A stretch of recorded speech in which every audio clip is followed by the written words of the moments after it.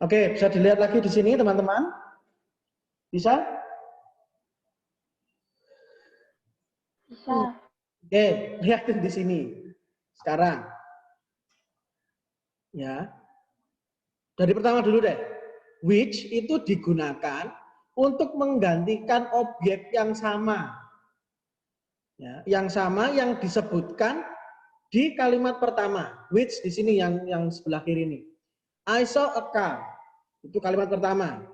The car is parked near the tree. The car ini kan sama. Mobil yang dimaksud di bawah kalimat kedua ini sama dengan mobil yang disebutkan di kalimat pertama. Ya apa ya? Ya. Nah, maka kalimat kedua, the car di kalimat kedua tidak perlu disebutkan lagi. Tidak perlu disebutkan lagi. Ya, digantikan dengan which. Maka I saw a car, tetap loh, I saw a car which is parked near the tree. Which-nya di sini kan menggantikan the car yang di atas tadi. Tetap merujuk pada mobil yang sama. Sampai di sini paham belum? Jadi menggantikan benda atau orang yang disebut dua kali. Cukup kamu menyebutkan sekali, ditambahkan dengan relatif clause tadi, which atau who. Sama tuh dengan yang who ini. Juan knows the girl. The girl is wearing a white scarf.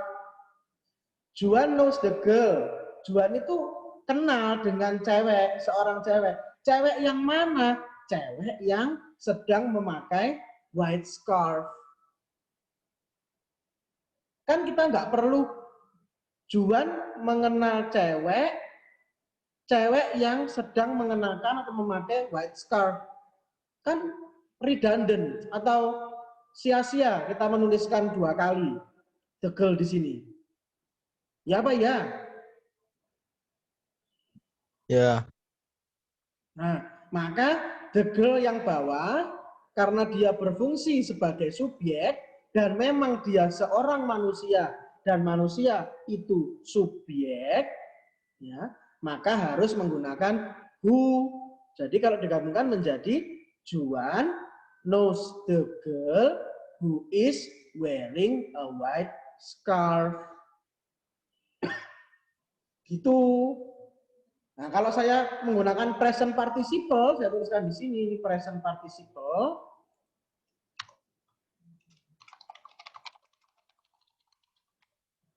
Ini kan bisa, berarti kalau dibuat seperti ini, seperti yang tampilan kanan ini. Menjadi Juan knows the girl wearing a white scarf.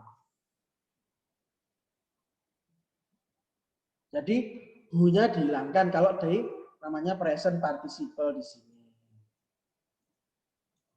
Nah, kita sekarang bicarakan tentang relative clause dulu, kita nggak bicara tentang yang kanan ini dulu. Ini dulu dipahami, dua ini tolong dipahami dulu. Jadi who, which itu digunakan untuk apa dalam relative clause. Sudah menangkap atau belum? Lauren, Zevanya, Angela Fiona, Felicia, Giselle. Jangan berpura-pura. Dan Mr. Dani seneng. Tak ya yo aja. Kalau nggak paham bilang. Masih bingung bilang. Halo, yang lain gimana, Rek? Lumayan, Miss. Ya, seperti mau gitu ya, oke. Adrian? Akhir, Mister. Bang, enggak, nangkep enggak?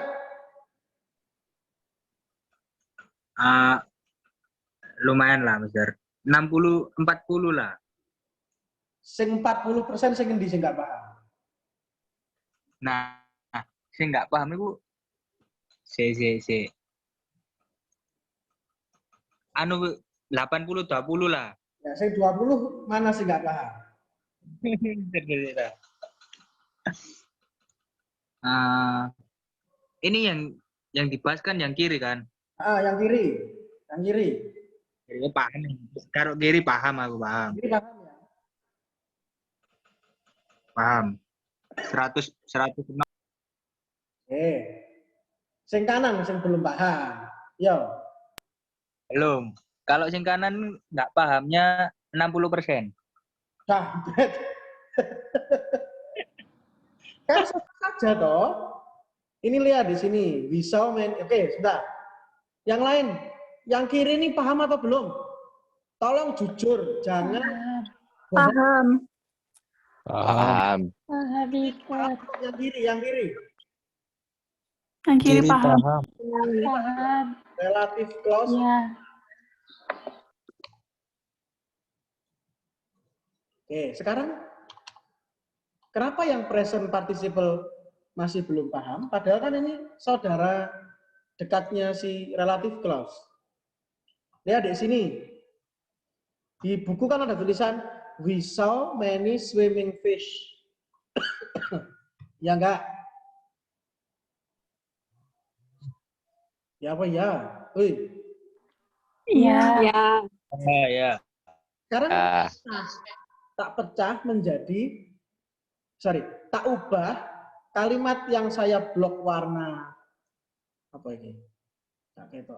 Abu-abu ini menjadi kalimat yang berpola relative clause yang seperti yang sebelah kiri. We saw many fish. Benar kan? We saw many fish. Fish yang bagaimana? Yang sedang berenang. Berarti kan the fish are swimming. Itu dulu, dipecah dulu menjadi dua. Menjadi seperti pola sebelah kiri ini.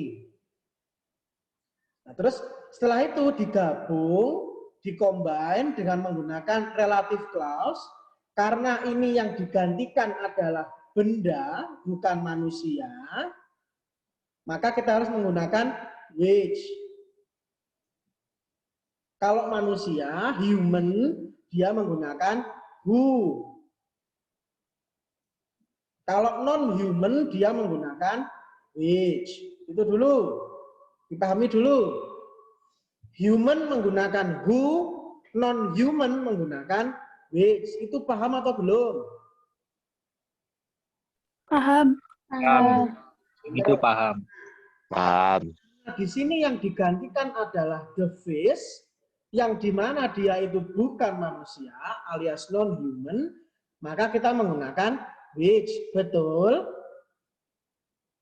Betul. Betul. Sekarang kita gabungkan menjadi berpola sama dengan yang sebelah kiri. We saw many fish, which. Which-nya menggantikan the fish toh. Kan kita nggak perlu menuliskan the fish lagi. Nanti we saw many fish which are swimming.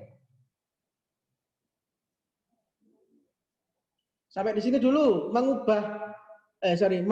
mengubah menjadi relative clause paham atau belum? Mister mau tanya. Ya. Kan kalau present participle itu kan ada singkatannya. We saw many swimming fish itu.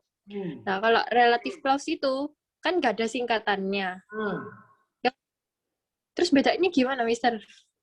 Sama saja, mereka berdua itu benar.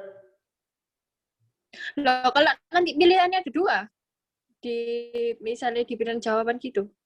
Saya nggak akan membuat pilihan yang sama-sama benar. Beda. Kecuali kalau nanti bentuk soalnya pilihan ganda, jawaban benar lebih dari satu. Itu mungkin saya berikan kedua-duanya. Tapi kalau hanya satu ya saya berikan satu. Nggak mungkin saya kasih dua-duanya. Wong jawabannya pada bener kok.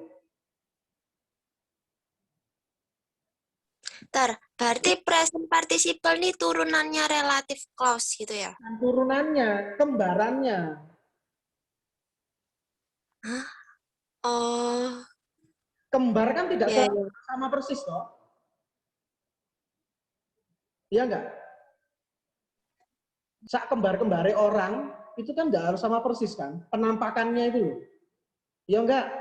Di sini siapa yang kembar? Paulus sama Petrus pasti berbeda dari segi apa misalnya gaya rambut atau yang satu lebih apa namanya berisi, yang satu agak kurus, pasti berbeda. Ya apa ya? Halo? Ya, ya, ya.